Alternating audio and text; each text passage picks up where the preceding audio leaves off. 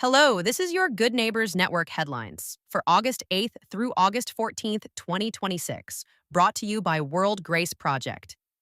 This week, Haitian immigrants in Ohio reported being fitted with ankle monitors after reporting to USCIS announced a future move toward more electronic filing.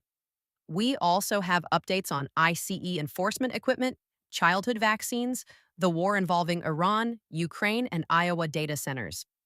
Let's begin with immigration. On August 12th, The Guardian reported that Haitian immigrants in Springfield, Ohio, had received notices telling them to report to an ICE office in Blue Ash. The people being called in included Haitians who had temporary protected status before the program ended, and some also have pending asylum cases.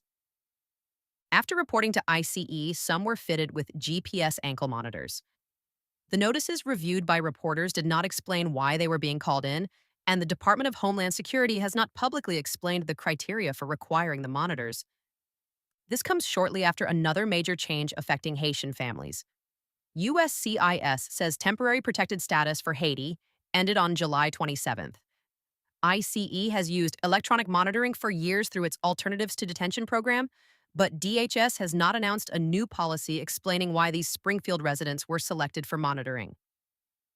USCIS also announced a major change in how immigration forms may be submitted in the future. On August 11th, the Department of Homeland Security published a new rule in the Federal Register giving USCIS authority to require electronic filing for some forms. This does not mean all paper filing ended this week. Before USCIS can require a particular form to be filed electronically, that form must already have been available online for at least 180 days. USCIS must also give at least 60 days of notice before the requirement begins. The rule took effect August 11th, and public comments are due October 13th. The complete rule is available in the Federal Register, and USCIS has published additional information. ICE also made news this week because of new enforcement equipment. Associated Press reported that ICE plans to spend up to $20 million on electric shock gloves. The devices are still in the planning and purchasing stage, and AP reported that policies and training are expected before they are put into use. At the same time, ICE Acting Director David Venturella said officers and agents working in the field are expected to have body cameras by the end of August. The two developments involve both the use of force during immigration encounters and how those encounters are recorded. There was also a new development involving military families. On August 10th, more than 60 Democratic members of Congress announced an investigation into immigration enforcement involving service members, veterans, and their relatives. The investigation followed Associated Press reporting that more than 50 parents and spouses of active duty military members had been detained since January 2025.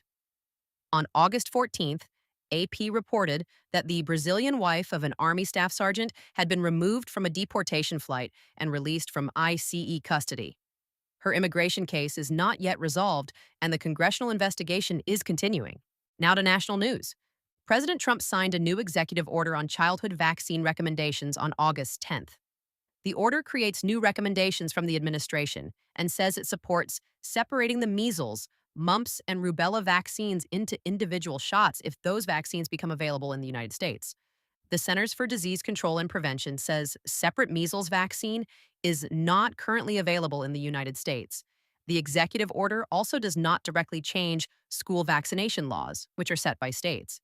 There is also an ongoing federal court case involving earlier changes to the CDC childhood vaccine schedule. Because of that court order, the CDC continues to show its July 2025 childhood schedule as the current schedule.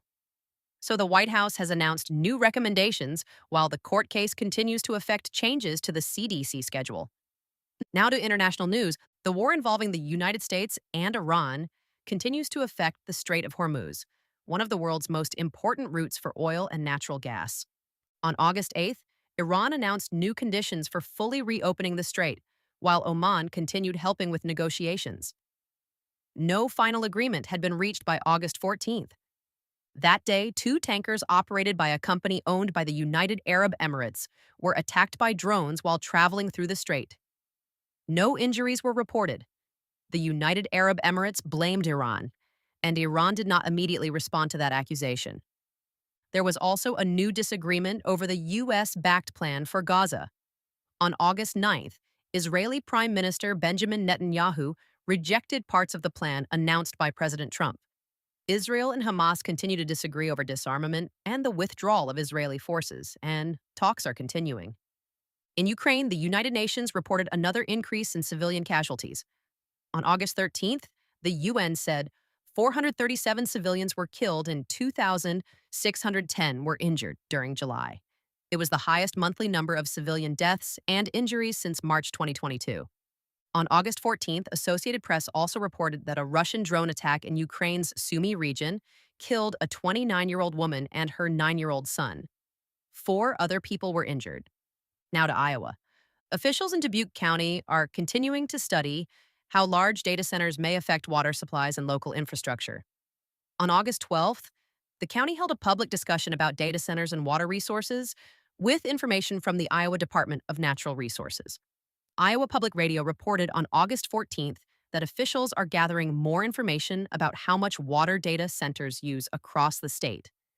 That's your Good Neighbors Network headlines for August 8th through August 14th, 2026. Good Neighbors Network is a free multilingual news service from World Grace Project.